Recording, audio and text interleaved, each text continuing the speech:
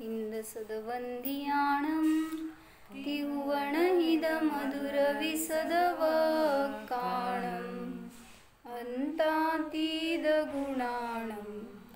नमो जिनाणं जिदवाणं। कुंदकुंदाचार्य भगवान की जय।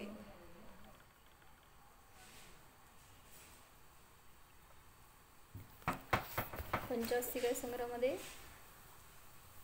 गाथा 89 सुरू करायची आज। मागच्या गाथेत काय सांगितलं? धर्मद्रव्य आणि अधर्मद्रव्य हे जीव पुद्गलांना उदासीन हेतू मात्र आहेत, ह्याचा खुलासा केला होता। तर आता काय करणार आहेत? शेवटची गाथा आहे धर्मद्रव्याची।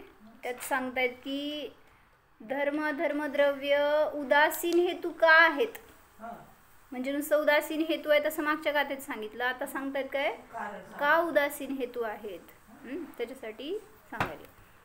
विज्जदिजेसिं गमनं ठाणं पुणतेसिमेव संभवति ते सग परिणामे हिंदू गमनं ठाणं च कुवन्ति। दो आहे तुमच्याकडे नाही आहे का? विज्जदी जेसिम गमनं ठाणं पुणतेसिमेव गमनं ठाणं संभवति।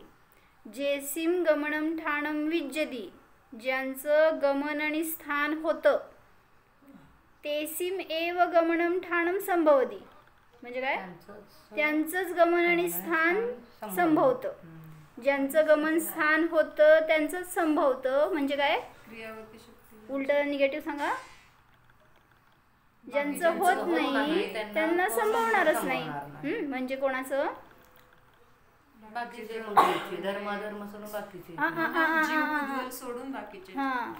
म्हणजे काय?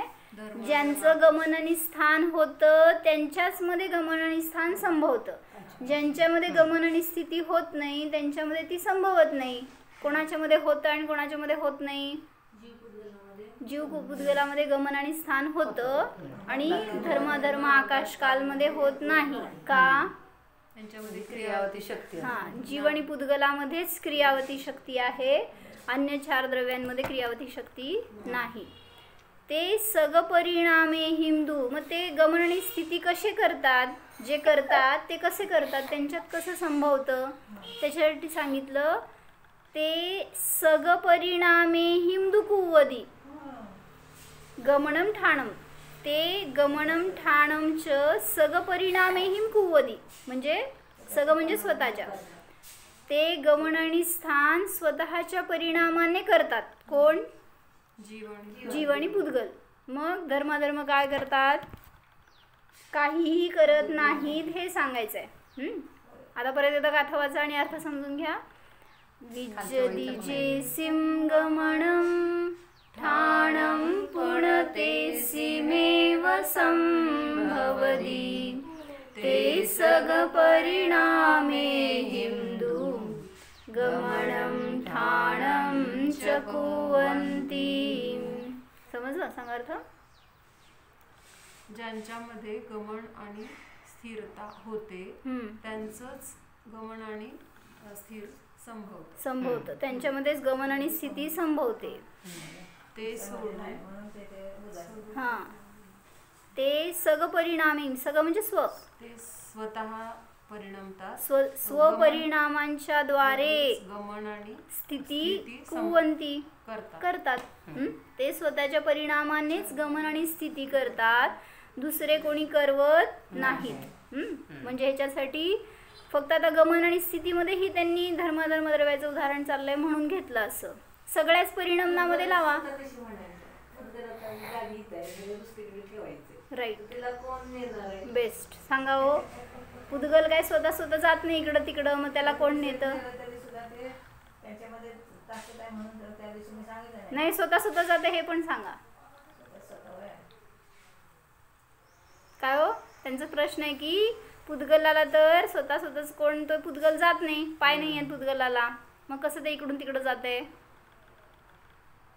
आहे त्याच्यामध्ये क्रियावधी शक्ती आहे ना, एक परमाणू पण इथून 14 राज्य जाऊ शकतो बरं. परमाणूचं घ्या ना उदाहरण. तसं स्कंदाचं पण आहे. म्हणजे म्हटलं ना, हां प्रेत, प्रेताला नेला हो तुम्ही इकडून तिकडं, असं त्यांना म्हणायचं आहे. मग तुम्ही आहे ना कारण त्यात जीव, मग पुद्गलाचं स्वयं कुठं परिणाम होत आहे असा त्यांचा प्रश्न आहे. तुम्ही स्वतः त्याला हलवला, नेला, गाडी हे काय खुर्ची हलवला, उचलला तर त्याचं गमन दिसतंय. सांगा भाऊ तुम्हीच आता.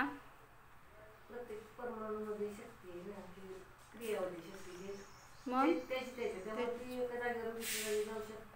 हां कुठं जाते म्हणजे कुठंही हलन चलन करणार तर त्याला ते स्वतः समर्थ आहे करण्यामध्ये. जसं आपण सांगतो ना, आता समजा आपण उचलून ठेवू. हा नाही जीवाचं निमित्त सोडून सांगा पुद्गल कधी गमन करते. जीवाच्या निमित्तात तर दिसतेच की पुद्गलाचं गमन स्थिती, पण स्वयं पुद्गल द्रव्य कसं हलनचलन करतं.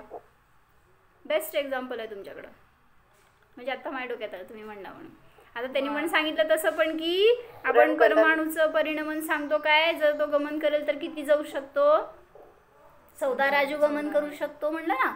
खाली लोकाकाशाच्या खाली एकदम जर तळातून निघाला तो परमाणू तर एका समयात शीघ्र गतीने गेला तर 14 राजू गमन करून सिद्धशिलेपर्यंत जाऊ शकतो स्वयं. जीव तर एखादा जीव कोण खालून इतक्यावर जाणार नाही आहे घेऊन जाताना. मग ते पण आलं त्याच्यामध्ये. अजून काय सांगितलं दीपाली भाभी? पुरणगलन म्हणजे पुरणगलन तर कालद्रव्याचं कार्य घेणार. तसं पण घेऊ शकतो ना. पुरणगलन कालद्रव्याचं कार्य घ्यावं लागेल. धर्मद्रव्याचं कार्य सांगा. धर्मद्रव्याचं म्हणताय आपण परमाणूचं घेतोय ना क्रियावधी शक्ती. हा ना, म्हणजे धर्मद्रव्य आपल्याला गमनात स्थितीत मदत करते हे चाललंय ना प्रकरण. त्यापेक्षेने पुद्गलामध्ये स्वयं काय परिणमन होतंय गती आणि स्थिती रूपाने. तुझं स्कंदरूप होतोय तेव्हा ती गती रूपाने होतोय ना, तिथं थांबतोय झाल्यावरती ती स्थिती होतीये आणि परत तिकडनं विघटन, तिकडनं निघाला तो गती आणि जिथे स्थित होईल तसं. तुमचे कपडे घ्या ना, कपडे ठेवलेल्या समजा आता ते कालद्रव्याचं पण कार्य आहे त्याच्यामध्ये. किती एखादी वस्तू झिजली किंवा समजा वर ठेवलेलं होतं फ्लास्क, पडला आणि फुटला. कोण पाडलं? गमन कसं झालं त्याचं? हवेने पडलं होय.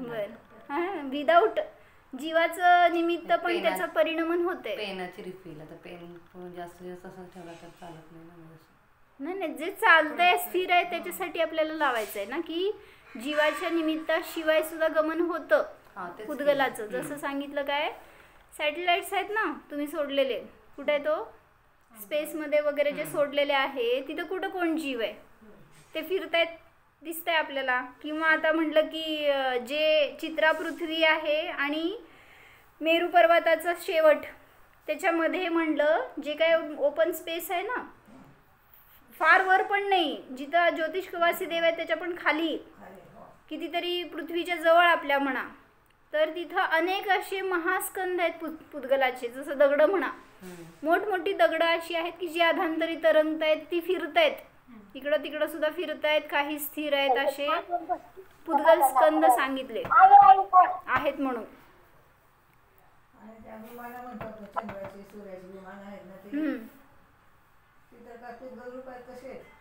पुद्गल आहेत की त्यात जीव आहे पण, म्हणजे ते देव आहेत ना तिथं, आणि इवन ते पण पृथ्वी का एक जीव आहे, सूर्य आणि चंद्र वगैरे हे, त्यामुळं ते त्यांच्या शरीराचं गमन करतात. हां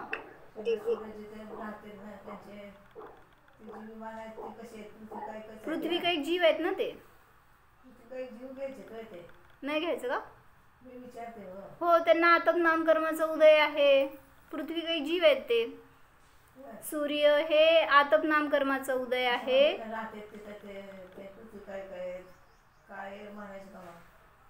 काय नाहीये, काही जीव आहे तो. आणि चंद्रामध्ये उद्योत नामकर्माचा उदय आहे, म्हणजे आहे नामकर्माचे उदय दाखवतो आपण, त्यापेक्षा तिथं जीव आहे. त्यांचं शरीरच तसं आहे, ते शरीर आहे त्यांचं. जे पृथ्वी का एक जीव आहे ना सूर्य विमानाचा, त्यांचं ते शरीर आहे, सूर्य हे, आणि त्याच्यामध्ये तसा आतप नामकर्माचा उदय आहे, त्यामुळं प्रकाशित आणि उष्णता दिसून येते. आणि चंद्राचं ते शरीर, चंद्र जे विमान आहे ते जो तो जो पृथ्वी का एक जीव आहे त्याचा उद्योत नामकर्माचा उदय, त्यामुळे त्याच्यामध्ये शीतलता आहे. काय म्हटलं ती पली भाभी? चंद्र आणि सूर्य तर कंटिन्युअस गतीच चालली त्याची ना, गतीच आहे त्यांना कधीच तिथे जीव आहे ना मागं त्याला. जर असं तुम्ही जर सहकारी सांगितला तर, म्हणजे जीवाशिवाय मला म्हणायचं होतं आहे की त्याचं पण गमन आणि स्थिती चालूच आहे की नाही असं नाही. स्थिती कुठे? स्थिती हां म्हणजे आता समजून घ्या की आता काय, जेव्हा गमन करतायत तर त्याच्यामध्ये जीव आहे आणि एक समयाची पण स्थिती नाही आहे का त्यांची? शिकावं लागल. म्हणजे सूर्य एक समय पण थांबत नाही का? डोक्यावर आला थांबतो. कंटिन्युअस चालूच आहे त्याचं. होय बरं. रोटेशन. म्हणजे काल फिरला ना तो, उत्तरायण करायला लागलाय का दक्षिणायन करायला? काय करायला? मग ते दिवस गेले. आपल्या इथले चंद्र सूर्य फिरतात पण बाहेरचे फिरत. जबरदस्त सोनल बेन. आपले म्हणे हे आणि ते परके. म्हणजे अडीच द्वीपातले चंद्र सूर्य गमन करतायत आणि अडीच द्वीपाच्या बाहेरचे जे आहेत ते स्थिर आहेत. भैरव स्थित हा, सगळे बाकीचे चंद्र सूर्य कसे आहेत? स्थित आहेत, त्यांच्यामध्ये गमन नाही. त्याच्यामुळे तिथे सूर्य काय दिवस आणि रात्र असा भेद नाही. बेस्ट, एकदम बेस्ट सांगितलंय. जयश्री गागींकडनं शाबासकी. चला असं सगळ्याच्या. आणि इथे एक दुसरं होतं, तुम्ही जसं सांगितलं की जेणे गती होती है उन्हीं को फिर स्थिती होती है. तर हे हिशोबाने घेतलं की बाकी त्यांच्यामध्ये शक्ती जीव आणि पुद्गलांमध्ये त्यांची गती होती आहे. आणि आपण इथं दिवारचं वगैरे उदाहरण घेतलं होतं की ते स्थित आहेत, त्यांची गती नाही. म्हणजे ज्यांना गती आहे त्यांची स्थिती होते असा नाही अर्थ होतं तिथं, म्हणजे तो घेतला तर म्हणजे गतिपूर्वक स्थिती होती असं लावलं ना आपण, आणि स्थितीपूर्वक गमन होते. म्हणजे तुम्ही म्हणताय दिवार, त्याच्यामध्ये पण परमाणू बाहेर गेलेले आत आले की ते तो होतोय, पण पूर्ण दिवारूपणे होत नाहीये. दिवार म्हणजे आता तेच घ्यायचं ना, त्याच्यात जे बनलेले कशापासून बनलं ते दिवार? परमाणूंनी बनलं. मीठ, वाळू, सगळं स्कंद जे काय आहे त्याच्यानी बनलं. आणि मग त्यातून जे बाहेर येत आहेत ते त्यांच्या योग्यतेनेच गमन करतायत बाहेर. नवीन स्कंद आहेत ते जुडले गेले, जे पुराणे आहेत ते बाहेर आले. म्हणजे त्यांच्यामध्ये जे काय आवागमन चालू आहे त्याच्यामध्ये धर्मद्रव्य कारण आहे, असा आमचा विषय झाला होता. ही भिंत कुठं गमन करते असा त्यांचा प्रश्न होता. हां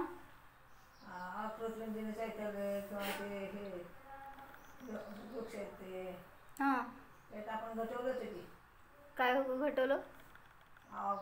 हां तेच ना, अकृत्रिम चैत्यालय वगैरे आहेत, अकृत्रिम चैत्य आहेत किंवा कल्पवृक्ष आहेत, त्यांच्यामध्ये काय गमन आणि स्थिती? पृथ्वी का एक जीव आहे ते भूमीमध्ये सगळे, किंवा आता कुठं त्या अकृत्रिम चैत्यालय वगैरे जिथं आहेत, किंवा वृक्ष कुठं आहेत? कल्पवृक्ष देवलोकामध्ये कल्पवृक्ष आहेत. जिथं कुठं आहेत ते पण स्थिर आहेत, त्याच्यामध्ये काही कमी जास्तपणा होत आहे असं नाही आहे. कल्पवृक्ष खाली छोटा झाला आणि मोठा झाला असं नाही आहे. तो एक पृथ्वी का एक जीव तसाच आहे. जम्बू शाल्मली वृक्ष पण घेऊ शकतो तसंच आहे ते पण, बरोबर. मग त्याच्यामध्ये कंबडपणा नाही आहे, तर जम्बू वृक्ष, शाल्मली वृक्ष ते पण विधेय क्षेत्रामध्ये आहेत ना. हो, उत्तम भूमी. नाही शाल्मली कुठं? हे वृक्ष आहेत, जम्बू वृक्ष, शाल्मली वृक्ष, त्याच्यावर चैत्य आहेत, अकृत्रिम चैत्य. त्यामुळं ते विधेय क्षेत्रामध्ये ती रचना आहे ती पण शाश्वत आहे, अकृत्रिम आहे, पण त्याच्यामध्ये पण परमाणूंचं आवागमन आहे. जे काय परिणमन होणार आहे असं तर नाही आहे की निष्परिणामी काही द्रव्य असणार, वृक्ष असणार असं तर नाही आहे. ते कसं होणार फक्त आपल्या बुद्धीने लावायचं. काय समजलं? पुद्गलामध्ये सुद्धा विदाऊट जीव गमन करण्याची शक्ती आहे. काय सोनल, तुझ्या मम्मीलाच उत्तर पाहिजे होतं, ते पोरीनीच दिलं. काय विहिरीत आहे पोरात आलं. चला, धर्माधर्मद्रव्ये हे उदासीन कारण आहेत, का उदासीन आहे त्याच्यासाठी इथं खुलासा करतायत. मागच्या गाथेमध्ये उदासीन आहे तेवढंच सांगितलं आणि त्याचं उदाहरण दिलं होतं मागं. आता सांगतायत की त्याचं हेतू काय आहे उदासीनतेमध्ये. माझं धर्म अधर्मयोः औदासीन्ये हेतू उपन्यासः अयम्. हा धर्माधर्म द्रव्याच्या उदासीनतेमध्ये हेतूचा उपन्यास आहे. म्हणजे धर्माधर्म द्रव्य हे उदासीन रूपाने कारण का आहेत ह्याचा हेतू सांगतायत. धर्म वाचा. धर्म हा किल न जीव पुद्गलानां कदाचित गती हेतुत्वम हेतुत्वम अभ्यस्यति न कदाचित स्थिति हेतुत्व धर्मः. न कदाचित स्थिती हेतुत्वम अधर्मः. काय झालं नाही आहे तुमच्याकडं? मग हे फोटो काढून घे म्हणलं होतं की तुला मगाशी म्हणून. तर काय सांगायला लागलेत, खरोखर धर्मद्रव्य जीव पुद्गलांच्या कदाचित गती हेतुत्वामध्ये गतीमध्ये हेतूपणा नाही. काय घेतलं, निश्चयाने धर्म जीव पुद्गलांना गती हेतू होत नाही. धर्मद्रव्य हे गतीमध्ये हेतू नाही. हा निश्चयाने किलं म्हणजे निश्चयाने म्हणा. खरोखर वास्तविक रूपाने जीवाच्या आणि पुद्गलाच्या गतीमध्ये धर्मद्रव्य हेतू नाही. न कदाचित स्थिती हेतुत्वम अधर्मः. अधर्मद्रव्य त्यांच्या स्थितीमध्ये हेतू नाही. तौहि परेषां गतिस्थितियोः यदि काय गतिस्थित्योः ही नाही आहे गतिस्थित्योः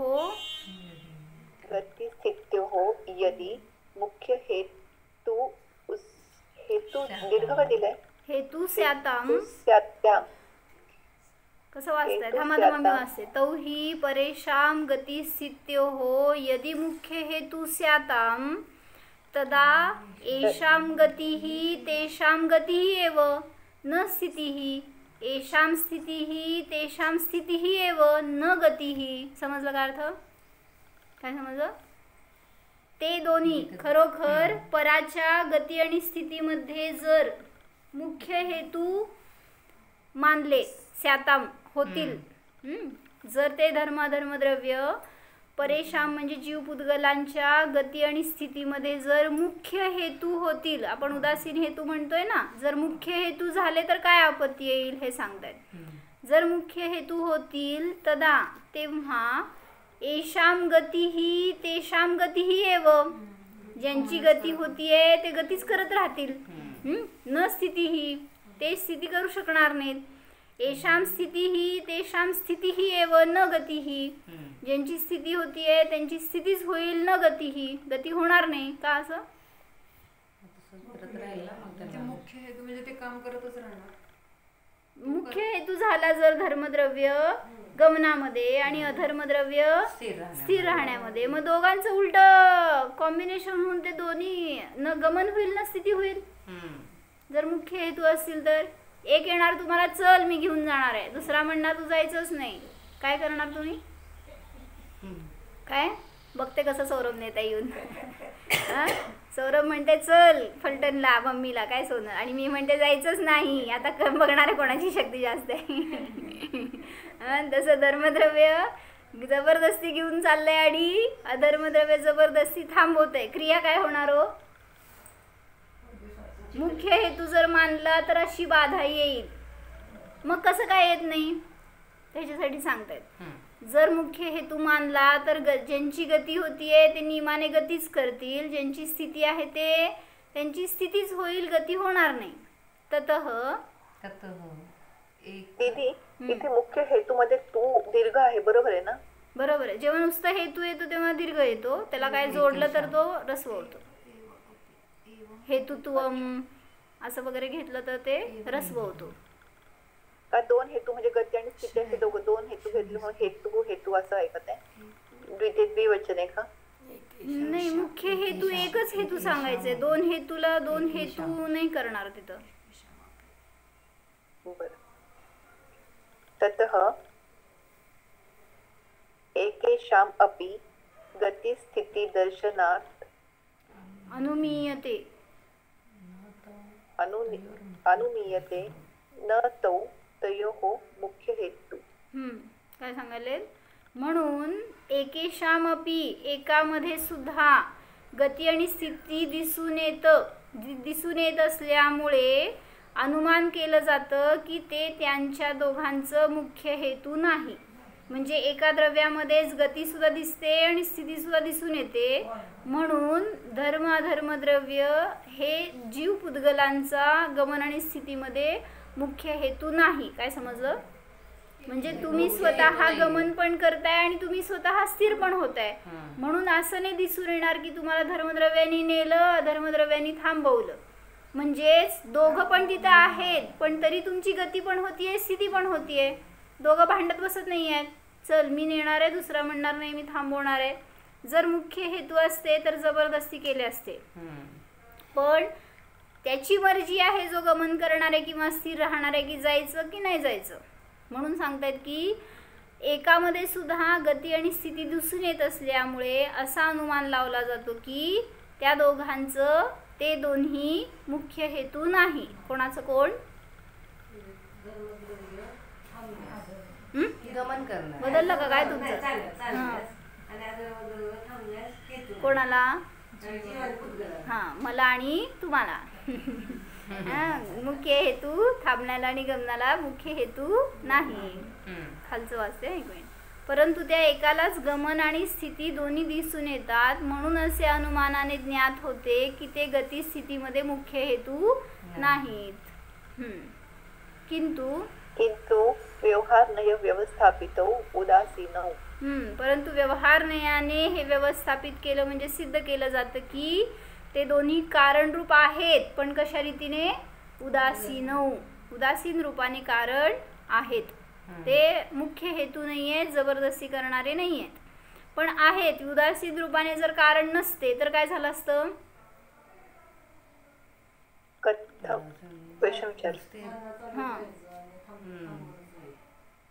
नाही,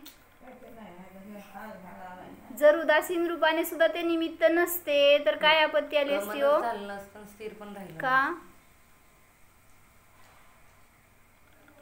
आपण ते काल बघितलं तेच का काथेमधलं? काय? तन्मय होणार नाही तर तन्मय झालं असतं निमित्त जर नाही मानलं तर, आणि नित्य कर्तृत्व ते सांगायचं. ते निमित्त जर करता मानलं तर काय? त्याचे दोन ते घेतले होते आपण कंडिशन्स. मी विचारतीये जर उदासीन रूपाने सुद्धा ते निमित्त नसते तर काय झालं असतं? जय श्रीमान. चालूच शकलो नसतं. निखिलितांनी बरोबर सांगितलं. कार्य झालं नसतं का? कारण एक कार्य होण्यामध्ये उपादान पण पाहिजे आणि निमित्त पण पाहिजे. भलेही ते कार्य करू दे नाही करू दे पण निमित्ताची उपस्थिती असते. निमित्तच नाही बरोबर 5 म्हणतो ना. 5. पण आता आमच्याकडे उपादान निमित्त रूपाने चाललंय कार्य. मग त्याच्यामध्ये सगळेच येणार. स्वभाव त्याचा आहे, कालब्धी आहे, पुरुषार्थ आहे, नियती आहे. तर म्हणायचे जे काही कार्य दिसून येते कुठलंही असू दे कोणामध्येही असू दे त्याच्यामध्ये उपादान आणि निमित्त दोन्ही हजर असतातच. ते वही उगीच आणली आहे तुम्ही लोकांनी. काय? कुठे वही? असं असते होय. काय? जर निमित्त नसतं तर काय आपत्ती आली असती? आणि जर हे मुख्य हेतू मानलं असतं तर काय आपत्ती आली असती? असं दोन्ही कंडिशन इथं सांगितल्या. लिहून काढा आता. पुढं कथमेवम गती स्थितिमता पदार्थ. एक मिनिट. मुख्य हेतू जर मानला असतं तर काय होतच राहिलं असतं. म्हणजे कोण विरोध करू शकलं नसतं किंवा त्याला अडथळाच करता आलं नसतं, थांबवता आलं नसतं. जसं आपण सांगितलं की स्वतःच्या मध्ये एकत्र राहते स्थिती आणि गती एका ठिकाणी आहे. हा म्हणजे उदासीन का आहे तर एकामध्येच गती आणि स्थिती दिसून येते. एकच द्रव्य गमन पण करते आणि स्थिती पण. एक जीव माझा घ्या तर तो गमन पण करतोय आणि स्थित पण होतोय. म्हणजेच तिथं बाहेर कोणी त्याला करवणार नाहीये. कारण करवणारे तर म्हटलं तर तिथं उदासीन बरोबर हेच की. उदासीन का म्हणलं कारण ते दोघं प्रेझेंट आहेत तरी सुद्धा ते दोघं काहीच करत नाही आहेत. मी करतोय, माझी इच्छा आहे तर मी गमन करतोय, नाही जायचं तर मी स्थिती करतोय. म्हणून उदासीनपणाला ते हेतू सांगितलं. त्यांना उदासीन कारण म्हणलं का ह्याचा हेतू हे दिला. एकामध्येच त्यांच्या गमन आणि स्थिती दिसून येत असल्यामुळे ते मुख्य हेतू नाहीत तर उदासीन हेतू आहेत. काय 3 प्रश्न त्याची उत्तरं केली आपण. मी काय सांगत होते? कार्य झालं नसतं सांगितलं ना. हा मी हे सांगत होते ते मिथेन गॅसचा फुगा असतो माहित आहे? होय तुम्हाला माहित आहे कसं काय? असं इथून सोडला तर थांबत नाही. हॅलोजनचं पण असतंय. हा तर ते सांगा त्याला अधर्मद्रव्य कुठे आहे मग ते थांबत नाही बरं का. असं निघून जाते वर. कुठलं पण असू देत. तुमचं पतंग गेलं का नाही हो काल? कसं गेलं? काल पतंग उडवले लोकांनी. संक्रांत होती ना तुमच्याकडं. तर ते वर उडत राहते. खाली आलं तरी पण वरती तो वरतीपर्यंत जाणार जो पण धर्मद्रव्य आहे तो काय. थांबा काय म्हणलं परत तो जो फुगा आहे तो वरपर्यंत किती जाणार म्हणलं. म्हणजे जिथं जिथं फुटणार आहे तिथे ते गॅस पण लीक झालं की म्हणजे पसरलं विखरलं सगळीकडं.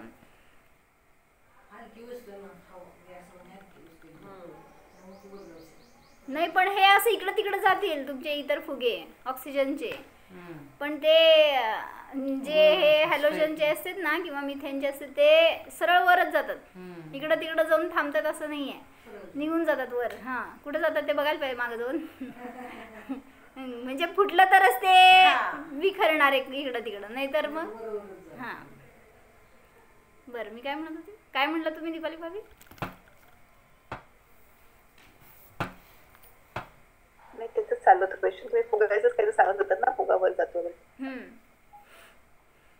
तू काय विचारलं का? काहीतरी विषय सांगत त्याने काहीतरी बोललेलं त्यामुळे वर कोण येतं असं फुग्याला धर्मास्ती काय कसं मदत का असं काय चाललं होतं का फुगावर? धर्मद्रव्याने नेलं त्याला थांबवणारं कोण? जिथं कुठं थांबेल ते त्याच्या स्वयंयोग्यतेनेच थांबणार आहे. इवन रॉकेट सुद्धा म्हणता तुम्ही फोर्सफुली त्याला तुम्ही वर अंतराळात सोडता त्यावेळेस गमन करण्यामध्ये निमित्त धर्मद्रव्य आहे. कुठं जाऊन थांबलं ते? थांबलं तर संपलं. तुमचं विमान कुठं थांबतंय वर जाऊन? जयश्रीमा गेलाय का विमानात? जर आकाशात जाऊन थांबलं तर काय होतंय हो? आकाशात थांबलंय का गमन करते ते पण सांगा. तुम्हाला दिसतंय इथून वरून की ते स्थिर आहे असं म्हणून. जसं ते पक्षी सुद्धा असं एका उंचीवर गेल्यावर आपलं स्थिर राहतात का उडत असतात? स्थिर राहिले तर खाली येतील. ते स्थिर राहत नाहीत. म्हणजे पंख स्थिर आहेत आणि ते तरी पण गमन करतायत त्याच्यामध्ये. जसं पाण्यामध्ये समजा तुम्ही पोहताय तर कोणी एखादा असं करू शकते आपल्या आपल्या क्वालिटीनी कलेनी की स्थिर झोपलाय असं दिसतंय तुम्हाला. असं आमचे आजोबा करायचे हो. त्यांना लय कला होत्या. आम्हाला विहिरीत न्यायचे पोहायला आणि आम्हाला कुठले तर आम्ही डबे लावून पोहत होतो. आणि एक दिवस त्यांनी काय केलं वरून उंचावर उडी मारली आणि गेले की खाली आणि आम्ही सगळे चिलीपिली उभारलो होतो बाजूला आणि ते खाली गेले आणि वर आले ते असेच की पडले होते. आम्ही आपलं काय झालं ओरडतोय ते मुद्दाम आम्हाला घाबरवायला. म्हणजे अशी स्थिर राहिलं म्हणून त्याच्यामध्ये काही गमन नाही आहे असं नाही आहे. तर गमन सुद्धा त्याच्यामध्ये चालू आहे. जसं की विमान दिसतंय किंवा पक्षी दिसतायत आपल्याला नुसतं स्थिर उडतायत असं. पण ते उडतायत. जर तिथं स्थिर झाले तर खाली येतील. हां एक उदाहरण सांगायचं मला नंतर लक्षात कर, हे 2 वाक्य होते त्या पक्षाचं. काय सांगितलं? हा, कथमेवं गतिस्थितिमतां पदार्थानां गतिस्थिती भवतौ इति चेत्, असं ते कधी भवतः इति चेत्, सॉरी भवतः इति चेत् प्रश्न आहे ना, प्रश्न रूपाने वाचायचं. कथम एवं गतिस्थितिमतां पदार्थानां गतिस्थिती भवतः इति चेत् सर्वैः कथमेव गतिस्थितिमति पदार्थानां गतिस्थिती भवतः इति चेत् सर्वैः गतिस्थितिमन्तः पदार्थाः स्वपरिणामैः एव निश्चयेन गतिस्थिती कुर्वन्ति इति.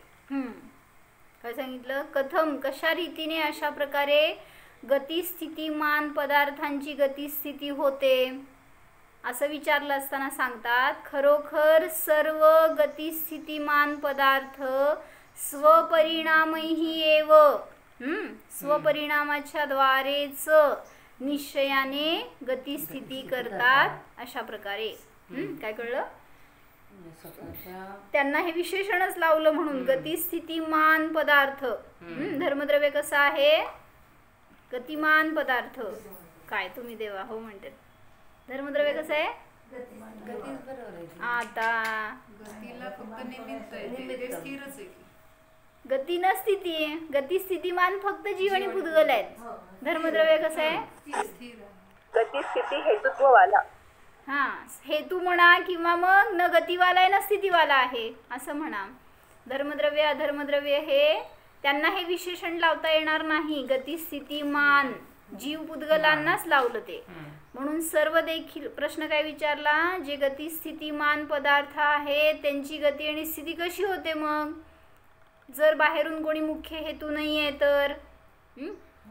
मग म्हणून सांगतायत की धर्मद्रव्य निमित्त आहे. म्हणून सांगितलं गतिस्थितिमान पदार्थ स्वपरिणामांच्या द्वारेच निश्चयाने गतिस्थिती करतात.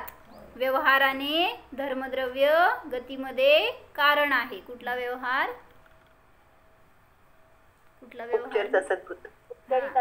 उपचरित असद्भूत व्यवहाराने धर्मद्रव्य मला फलटणला न्यायला मदत करणार आहे आणि व्यवहारण्याने आम्हा तुम्हाला अकलूजमध्ये थांबवायला किंचितही हेतू नाहीत असं म्हणावं लागेल आता.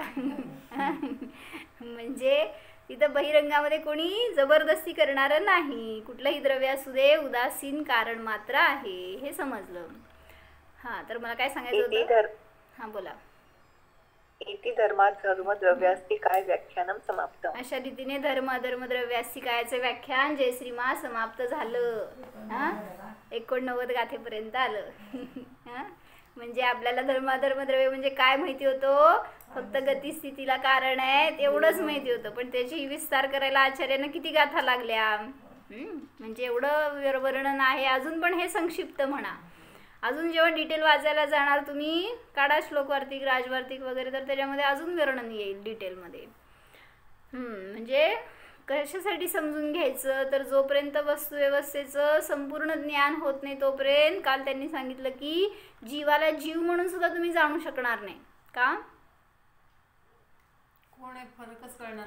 अन्य द्रव्य भिन्न आहेत हे समजल्यावर तुम्ही भिन्न आहे हे समजणार आहे.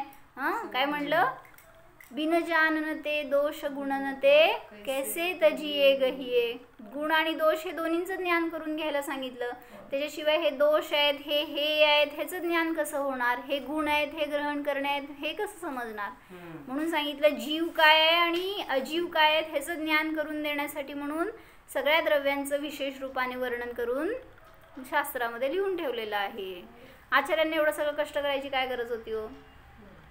आपला अनुभूती घेतली असते, मोक्षाला गेले असते. लिहिण्यामध्ये किती त्यांचं तो करुणा भाव आहे आपल्याला समजून आपले परिणाम स्थिर व्हावेत यासाठी. म्हणजे त्यांनी काय केलं? निर्विकल्प अनुभूती घेतली. विकल्पाच्या भूमिकेत असे भाव झाले. काय हो की, पण आता हे रचना का केली असं मी म्हणते. जे काही शास्त्राची रचना झाली ती का केली?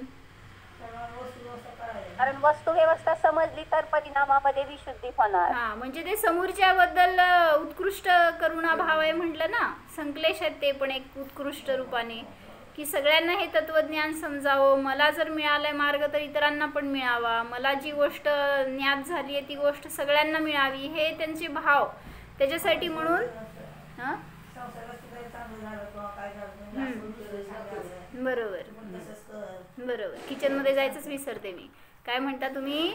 मला हे छान जमलं. काय काल आम्ही उंदिओ खाल्ली होती. म्हणजे एखाद्याला एक गोष्ट चांगली बनवायला आली तर, सक्सेसफुल झाली डिश तर काय करता हो, लगेच स्टेटस, लगेच त्याचं काय व्हायरल करून सोडता की हे असं करा, हे तसं करा, सगळ्याला मार्गदर्शन. मग इथं आचार्यांना तर किती उत्कृष्ट मार्ग मिळालाय, किती उत्कृष्ट विधी मिळाली आहे, असा विषय मिळाला, अशी डिश मिळाली आहे ना स्वाद घ्यायला, मग ती सगळ्यांसोबत शेअर करायची आहे त्यांना.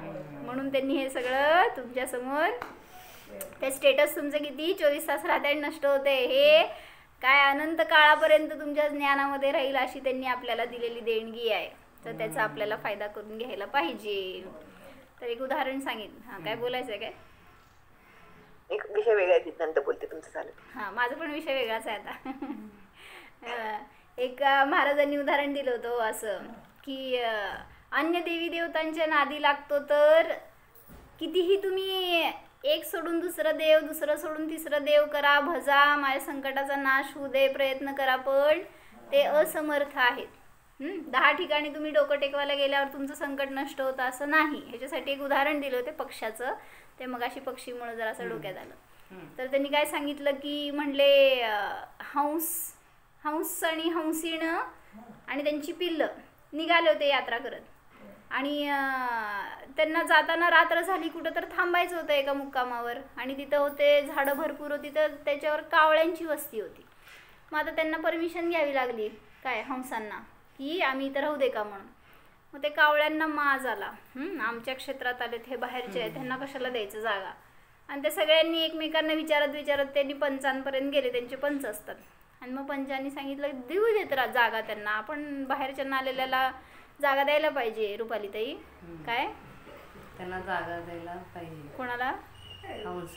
हां मग ते रात्री झोपले, त्या झाडावर थांबले. सकाळी उठून जाताना आता कावळे होते ते थोडे माजलेले होते. ते म्हणाली ती हंसीण आमची आहे, तुमची नाही आहे, आमची आहे. म्हटले हंसिणीला सोडून जावं लागेल इथं. हंसाला सांगितले हो. आणि मग ते हंसाला कळेल आता हे काय म्हणतात ना, ते सत्संगतीमध्ये जावा पण कुसंगतीमध्ये जाऊ नका. हंसाची संगती असते ती सत्संगती, आणि हे कावळे वगैरे कुसंगतीवाले. घरातले सगळे कसे असतात हो, कावळे असतात का हंस असतात. आणि गुरूंच्या संगतीत आल्यावर मग तर ते कावळे म्हणाले की घेऊन जायचं नाही हंसिणीला. आता हंस म्हटलं आता यांच्यामध्ये काय तोंड घालायचं आहे आपल्याला. त्यांनी आपला जाऊन पंचाशी बोलला, म्हटला हे नाइंसाफी आहे, असं का करतायत हे. मग ते पंच म्हणाले की इतके सगळे आहेत मॉबनी तर मी पण विरोध करू शकणार नाही, तुम्ही आपलं सिद्ध करा, कोण श्रेष्ठ आहे त्यांची ती हंसीण. मग आता कावळे काय कंपॅरिझन करू शकणार आहे हंसाशी. मग ते म्हटला हंस की म्हटलं आम्हाला असली काय रेस वगैरे करायची नाही आहे, त्यांच्याशी काय स्पर्धा करायची नाही आहे, ते आम्हाला माहिती आहे ते सगळ्या बाबतीत आमच्यापासून कमी आहेत, पण आम्हाला असला वाद करायचंच नाही आहे. तरीसुद्धा ते अडून बसले कावळे, नाही म्हणले. आपल्या दोघांमध्ये कॉम्पिटिशन होणार, जे जिंकणार त्यांची ती हंसीण. आणि मग उडायची शर्यत लावली. काय वेगळ्या वेगळ्या कलेनी उडा किंवा दूरवर उडा, काय पण करा, कोण त्याच्यामध्ये जिंकणार त्यांची ती हंसीण. कोण जिंकलं कसं. तर पहिल्यांदा कावळे पुढे आले आणि म्हणले की आमच्यात कसले कला आहेत तुम्हाला काय माहिती आहे, आम्ही कसले शक्तिमान आहे असं वगैरे तोरा. ते हंस गपचूप बसलेत, सगळं माहिती आहे हंसांना की काहीही केलं तरी ते आपलं काय म्हणतात आपल्या बरोबरीचे नाहीच आहेत. ते हंस म्हणते ठीक आहे तुम्हाला काय करायचंय करा. आणि मग ते कावळे सुरू केले उडायला, आणि त्यांनी आपलं म्हणले वेगळ्या वेगळ्या आकाशामध्ये वेगळ्या वेगळ्या प्रकारांनी उडून दाखवलं, फिरले केले, आणि काय केले उडत उडत समुद्रावर गेले. आता समुद्र म्हणजे थांबायला काही स्थान नाही आहे. आता त्यांचे पंख दमले हा कावळ्यांचे. आणि एक कावळा निघाला होता त्यांच्यातला जो जोशमान होता ना तो एकटा. आणि ते दिसलं हंसाला की हा त्याची शक्ती निर्बळ झाली आहे, तो कधीही त्या समुद्रात पडेल हे कळलं हंसाला. तर हंसाने काय केलं, हंसाच्या पिल्लाला सांगितलं जा त्याच्या मदतीला. आणि त्यांनी कुठली कला नाही दाखवली, काय नाही, पण त्या कावळ्याच्या खाली जाऊन उडत राहिला सावकाश स्थिरतेने. त्याच्या खाली समुद्र, वर मध्ये हंस ते पिल्लू आणि वर ते कावळा. आणि ते आपलं दमलं आणि शेवटी आता शोधतंय जागा, कुठं जागा आहे. आणि मग ह्यानी आपले पंख पसरवले आणि त्याला आपल्या पंखावर घेतलं आणि मग ते आणून त्याला परत सोडलं. काय झालं कळलं ना. म्हणजे हंसाचं पिल्लू सुद्धा तुम्ही त्याच्याशी सुद्धा कंपॅरिझन करू शकत नाही, एवढी शक्ती आहे. तर आणि मग त्यावेळेस त्यांना हार घ्यावी लागली. म्हणजे ह्याच्यातून त्यांना घटवायचं होतं तुम्ही 10 ठिकाणी 10 कला दाखवा, पण तरी सुद्धा जे एक खरे देव आहेत ना त्यांच्यात अशी शक्ती आहे की ते तुम्हाला कशाही रीतीने तारू शकतील. म्हणजे तुम्ही किती उपवास तपास करा, किती वेगळ्या प्रकाराने धर्माचं क्रिया करा, आचरण करा, पण जी शक्ती, जे मार्ग त्यांनी दाखवलाय, त्यांनी स्वतः अवलंबलाय, त्यांच्या जी पॉवर आहे तशी पॉवर दुसऱ्या कोणामध्ये तारण्याची नाही. ते स्वतः तुम्हाला घेऊन जाऊन तारतायत, तर आपण नाही आमच्यात लय शक्ती, आम्ही लय भारी, असं करून आपण त्यांच्यापासून दूर जातोय, त्यांच्याशी आपण डिबेट करतोय, तर असं होणार, संसारात बुडणार. त्या समुद्रातून कोण तारणार आपल्याला. म्हणून स्वतःची शक्ती जाणा आणि योग्य मार्गाला लागा. कशासाठी, म्हणजे मी जर तरणार तर माझ्याच योग्यतेने, माझ्याच परिणामाने माझा उद्धार होणार आहे. बाहेर देवशास्त्र गुरु सुद्धा कसले निमित्त आहेत, उदासीन निमित्त आहे. ते सुद्धा तुम्हाला जबरदस्ती करणारे नाही. जसं की धर्मद्रव्य अधर्मद्रव्य उदासीन हेतू आहे, तसंच देवशास्त्र गुरु सुद्धा तुम्हाला उदासीनच आहेत. ते पण तुम्हाला हात धरून वर नेणारे नाहीत. म्हणून आपला उपयोग आपल्यामध्ये ठेवा, तर आपण सुरक्षित राहू शकतो. ओम जाणा हा मी त्रिकाली ज्ञाताद्रष्टा जीव आहे.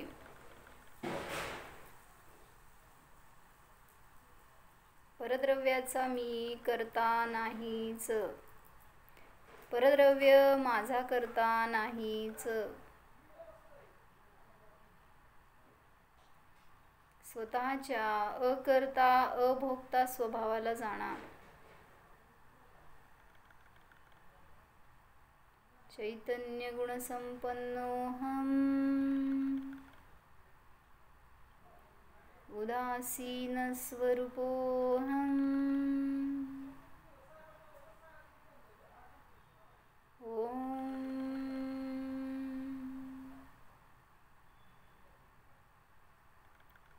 विसर्जन.